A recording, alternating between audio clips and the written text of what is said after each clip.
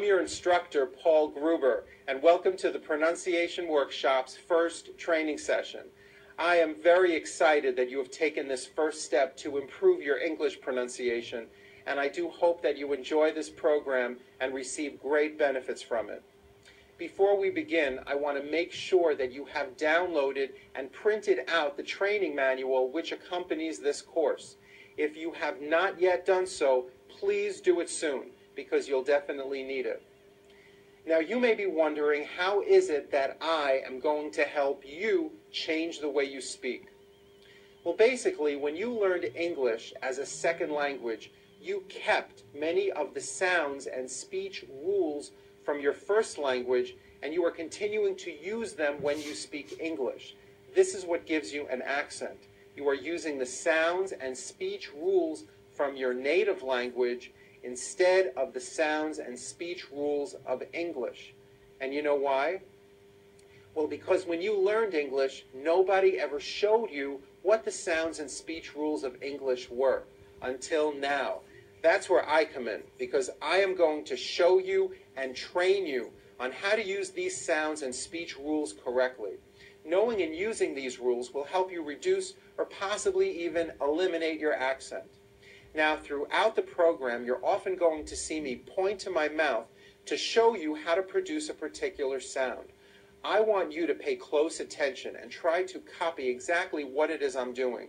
I will be showing you how to correctly form new sounds by changing the position of your tongue or changing the shape of your lips. These small changes are going to make very big changes in your speech. Regarding practicing, I recommend that you use the training manual and try to practice often. When you practice, I recommend that you start out speaking slowly, out loud in a strong voice, while exaggerating all the mouth movements. What you will be doing is retraining the muscles of your mouth and your tongue to move in new ways, which will produce new pronunciation patterns. These new speech patterns will slowly and eventually evolve into your own spontaneous, fast speech. But it is important that you start out going very slow. If you can pronounce words and sentences correctly speaking slowly, well, then you'll have no problem saying them fast. I believe practicing is important, but I do not believe it's the only key towards success. You said, one way to be better understood immediately is to become more aware. But really, you shouldn't. Make believe everywhere. They are probably the other letters and sounds, like b, ch, s, t, f, g, sh, w, and of course there are many, many more sounds. The consonants that we are going to cover in this first session are the consonant R and the consonant W. Okay, are you ready?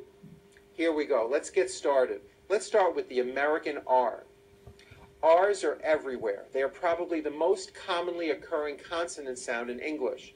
One reason for this is that R's affect vowel sounds, especially when an R falls at the end of a word or after a vowel sound, as in the word car, or the word air, or the word turn. After working with so many non-native English speakers from around the world, I believe the R sound is one of the main causes for being misunderstood in American English. Therefore, this is why I've chosen to start out with this sound. Now, in some languages like Arabic and Spanish, the R is produced by bringing the tongue forward in the front of the mouth, behind the upper teeth, and rolling or trilling the tongue. Like that. Now, in some other languages like German and French, the R is produced in the back of the throat. But this is not how we produce an R sound in the United States. In American English, in order to say a clear R sound, two distinct things have to happen.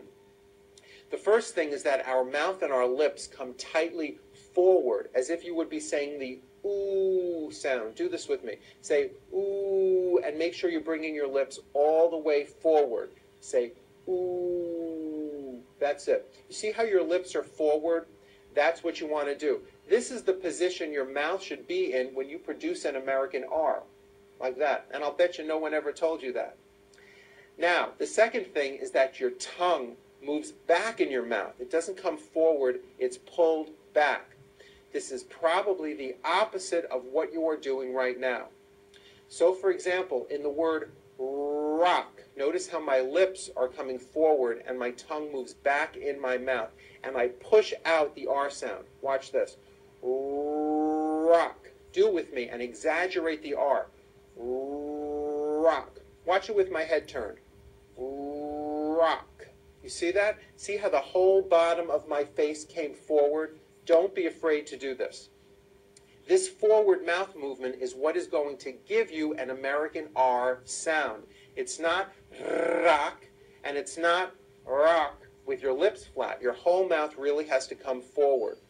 Now later, I recommend that you practice doing this in front of a mirror while watching your mouth. Really push out the R, and remember to pull your tongue back.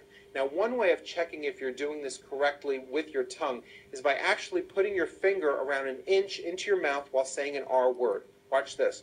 Rock. Like that. You should be able to take the tip of your finger and feel the tip of your tongue. If you do these two simple things, bringing your mouth forward and pulling your tongue back, I'm telling you, your speech is going to be clearer and you're going to sound so much better. Okay, we're going to start out with R's at the beginning of words. Here we go. Repeat after me. Rock. Rip. Reach, road, rain, rich, roam, raise, robe, rice. Very good. Now repeat this sentence. The round rooster rushed into the wrong road. Very good.